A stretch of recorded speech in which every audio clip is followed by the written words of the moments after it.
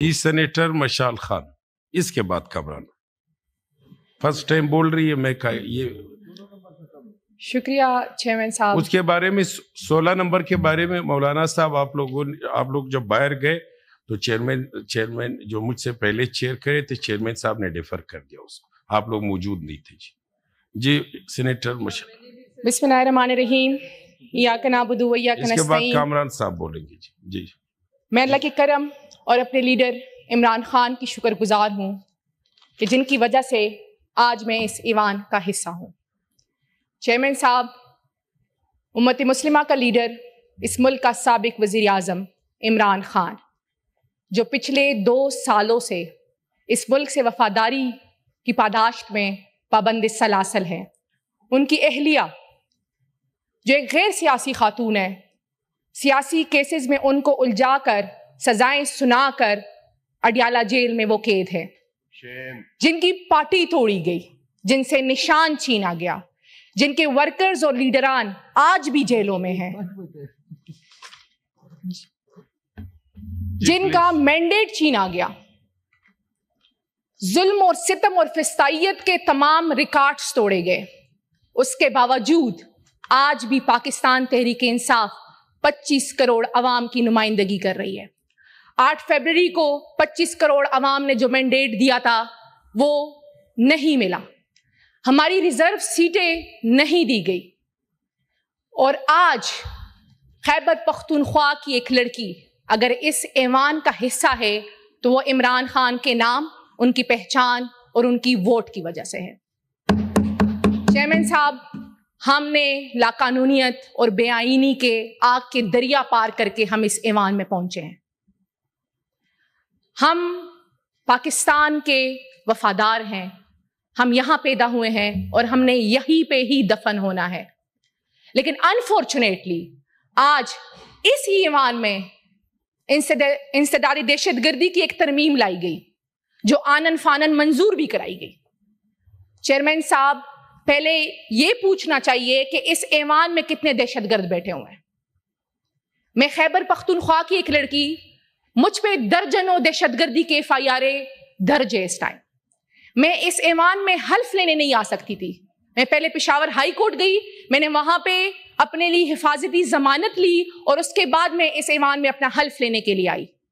Chairman صاحب، یہاں ہمارے جتنے بھی کلیگز ہیں جن کا تعلق پاکستان تحریک انصاف سے ہیں، جس کو ECP نے بدنیتی پہ آزاد ڈکلیئر کیا ہے، وہ کیا سب دہشت گرد ہیں؟ کیا پچھلے 2 سالوں سے جتنی بھی ترمیم لائی جا رہی ہے، جتنی بھی قانون سازی کی جا رہی ہے، وہ صرف پاکستان تحریک انصاف کے لیے کی جا رہی ہے؟ وہ ہمارے لیڈر عمران خان کے لیے کی جا رہی ہے. آج بھی، آج منگل کا دن ہے، اسلام آباد ہائی کورٹ نے منگل کا دن عمران خان، ان کی اہلیہ سے، ان کی فیملی کے لیے ڈکلیئر کرایا ہے. لیکن عمران خان صاحب کی ملاقات نہیں کرنی دی جا رہی کسی سے بھی، چاہے وہ ان کی فیملی ہو، چاہے وہ بشرا بی بی صاحبہ کی فیملی ہو، یا چاہے وہ پولیٹیکل لوگ ہو. آئین اور قانون کی دھجیاں اڑائی جا رہی ہے اس ملک میں، ہیومن رائٹس کی وائلیشنز ہو رہی ہے اور ہم سب تماشا دیکھ رہے ہیں. ہم دیکھ رہے ہیں کہ قانون سازی ہو رہی ہے. چیئرمین صاحب، اندازہ لگائیں کہ اگر اس ایوان کے ممبران کا یہ حال ہے تو اس ملک کے 25 کروڑ عوام کی کیا حالت ہوگی. میرا تعلق جس صوبے سے ہے، آج وہ صوبہ بدامنی کا شکار ہے.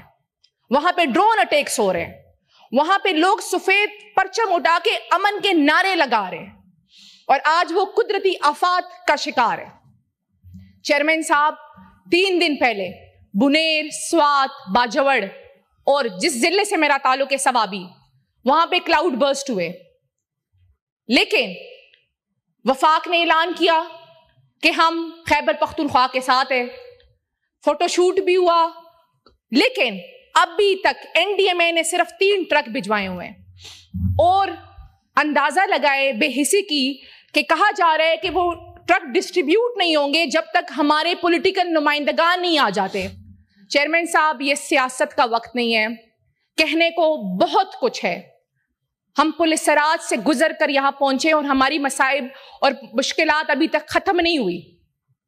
لیکن آج چونکہ میرا صوبہ درد میں ہے، آج میرا صوبہ تکلیف میں ہے، تو میں اس پہ بات کرنا چاہتی ہوں.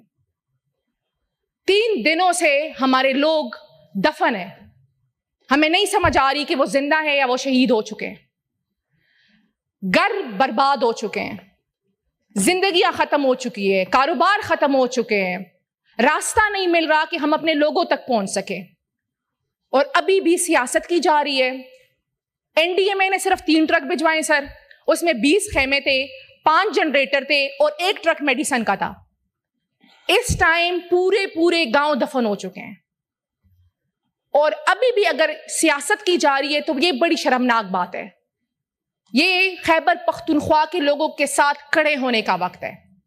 चाहे आपका ताल्लुक किसी भी सूबे से हो, चाहे आपका ताल्लुक किसी भी सियासी पार्टी से हो, खैबर पख्तूनख्वा के लोग तकलीफ में हैं, खैबर पख्तूनख्वा के लोग मुश्किलात में हैं. हमें वफाक से कुछ नहीं चाहिए चेयरमैन साहब, लेकिन अगर वफाक हमारे वाजिबात भी दे दे अपने सूबे को तो हम उससे भी अपने लोगों की तकलीफ का कुछ ना कुछ मदावा कर लेंगे. चेयरमैन साहब, खैबर पख्तूनख्वा दहाइयों से कीमत चुका रहा है. हमने सिर्फ इमरान खान के दौर के 3.5 साल अमन से गुजारे हैं. उसके ना पहले हमने अमन से गुजारे ना हम आज अमन से गुजार रहे हैं. हमारे लोग तकलीफ में हैं. वहां ड्रोन अटैक्स हो रहे हैं, वहां दहशतगर्दी दोबारा से सर उठा रही है, वहां दोबारा से ऑपरेशंस की बातें हो रही है, वहां लोग नकल मकानी पे उन पे मजबूर किया जा रहा है और ऊपर से कुदरती आफात. जिंदगी अल्लाह ताला के हाथ में और उसका तो कुछ नहीं हो सकता. जो लोग शहीद हुए हैं उनकी कोई कंपनसेशन नहीं हो सकती पैसों में, लेकिन जो लोग जख्मी हैं, जो लोग इस टाइम कारोबार उनका नहीं है, घर उनका नहीं है, कोई पूछने वाला उनका नहीं है. हमारी हुकूमत, खैबर पख्तूनख्वा की हुकूमत, वज़ीर आला साहब, हमारे तमाम पार्लियामेंटेरियंस मौजूद है मैदान में, लेकिन खैबर पख्तूनख्वा इस मुल्क का सूबा है और स्ट्रेटेजिकली बहुत इंपॉर्टेंट सूबा है. आप उसको इस तरह नेग्लेक्ट नहीं कर सकते. आप इसलिए उसको नेग्लेक्ट कर रहे हैं कि खैबर पख्तूनख्वा इमरान खान की वफादारी में खड़ा हुआ है, तो आपने उनको छोड़ दिया है कि वो पाकिस्तानी है. चेयरमैन साहब, मेरी रिक्वेस्ट है, मैं रिक्वेस्ट करना चाहती हूं इस ईवान के लोगों से और वफाक से कि इस टाइम आप खैबर पख्तूनख्वा के लोगों के साथ खड़े हो. आप नेशनल इमरजेंसी डिक्लेयर करें वहां पे. आज भी वहां बारिशें हो रही है, हर दूसरे दिन क्लाउड बर्स्ट हो रहे हैं. हमारे लोग तकलीफ में और हमारे लोगों के दुखों का मदावा करें. हम पाकिस्तानी हैं, हम इस मुल्क के बाशिंदे हैं और मुल्क को जरूरत पड़ी तो इंशाअल्लाह खैबर पख्तूनख्वा ने दिखाया है कि उन्होंने हमेशा फ्रंट लाइन रोल प्ले किया है. तो हमारे लोगों का मदावा करे. ये वक्त सियासत का नहीं, ये वक्त हमारे लोगों के साथ खड़े होने का है. बहुत शुक्रिया. थैंक यू चेयरमैन साहब. वैसे मैं जहाँ पे बैठा हूँ, मुझे इस तरह आपको तो इसलिए मैंने टाइम भी दिया है, आप फर्स्ट टाइम बोली भी, मगर एक बात तो है कि वहाँ पे 12 साल से आप लोगों की हुकूमत है और जो हुकूमत, सूबाई हुकूमत की जो जिम्मेदारियाँ है वो सूबाई हुकूमत ही पूरा. और इस टाइम भी जब आप बात कर रही है, आपके 16 मेंबर भी हाउस में मौजूद नहीं. पहले तो वो आपके साथ खड़े हो जाए ना, ताकि कोरम भी पूरा हो जाए और आपकी बात भी, आपके इलाके के लोग आपके साथ, आप दोनों, आप, मैं वैसी, मैंने कहा इतनी फर्स्ट टाइम बोल रही है, एक सियासी कारकुन भी है, मगर ये है कि इस नहीं, मुझे बड़ा, मैंने कहा आपके जो मेंबर्स हैं वो भी आपके इस, बिल्कुल ये खास कर ये सैलाब के हवाले से, अब नौमान के हवाले से जब आप इतनी अहम बात करी तो आपके मेंबरान कम से कम आपके साथ हो. जी, सेनेटर कामरान मुर्तज़ा साहब. बिस्मिल्लाहिर्रहमानिर्रहीम. जी. सर, ऐसा है जी. कि मेरे मुल्क के एक हिस्से में, खैबर पख्तूनख्वा में, जब सैलाब आया तो कहा गया कि ये कुदरती आफत है और अचानक आ गया. ये कुदरती आफत जो है वो अचानक आ गई. अल्लाह रहम करे इस मुल्क के इस हिस्से पे भी, और कुछ हम भी उसमें कुछ अपना जो जितना हम किरदार अदा कर सकते हैं हमें भी करना चाहिए. मगर वो सैलाब ने अब मेरे और आपके सूबे की तरफ, मौलवी साहब के सूबे की तरफ, दिनेश की सूबे की तरफ रुख कर लिया है सर.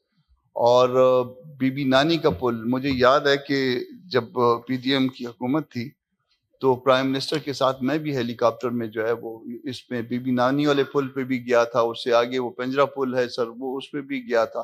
और ये अभी गुज़श्ता 3-4 साल पहले, 3 साल दरिक 3 سال پہلے سر اس میں یہ بنا تھا، اور اب اس وقت اطلاعات یہ ہیں کہ وہ پل تقریباً جو ہے نا کافی حد تک ڈیمیج ہو چکا ہے، اور چونکہ سیلاب جو ہے وہ عام طور پہ شمالی علاقوں سے اس طرف سفر کرتا ہے، اس طرف رخ کرتا ہے، درمیان میں پنجاب اور پھر بلوچستان، تو اب ہماری طرف جب آ گیا ہے تو اب لوگوں کو کانشیس ہو جانا چاہیے تھا، صوبائی حکومت کو بھی، پی ڈی ایم اے کو بھی، این ڈی ایم اے کو بھی، وفاقی حکومت کو بھی، ان سب کو جو ہے وہ کانشیس ہونا چاہیے تھا کہ اب یہ دوسرے صوبوں کی طرف بھی جو ہے نا یہ معاملہ جا سکتا ہے۔ تو اب خیبر پختونخوا سے نکل کے وہاں پہ بھی حالات اچھے نہیں ہیں، وہاں پہ بھی ابھی تک بہت مسائل ہیں، بلکہ مسائل تو کم تر بات ہے، مصائب ہیں۔ اب یہ مسائل اور مصائب جو ہے یہ میرے اور آپ کے صوبے کا رخ کر رہے ہیں، تو اگر ہم اس میں پہلے سے کانشیس ہو جائیں، ہم پہلے سے تھوڑا سا الرٹ ہو جائیں، تو میرا خیال ہے کہ اس نقصان کو، اگر وہ قدرتی نقصان بھی ہے، اگر وہ قدرتی آفت بھی ہے، تو اس قدرتی آفت کا کسی طرح سے مقابلہ کیا جا سکتا ہے۔ اور جتنی آفت یا مسئلہ جو آ چکا ہے، اس حوالے سے بھی آپ صوبے میں جو ہے وہ اس کو تھوڑا سا اس کا کہیں کہ کسی منسٹر صاحب اگر موجود ہیں تو، یا این ڈی ایم اے کی طرف کا ان کو کہیں کہ کوئی نوٹس لیں، تو نقصان کو اگر ہم ختم نہیں کر سکتے تو کم از کم تو کر سکتے ہیں، یا ان لوگوں کو، ان انسانی جانوں کو بچانے کی کوشش کر سکتے ہیں، یا ان انسانی جانوں کو تکلیف سے بچانے کی کوشش کر سکتے ہیں جن کو یہ ہم اب میرے اور آپ کے صوبے میں جو ہے نا یہ اس تکلیف کا سامنا ہے۔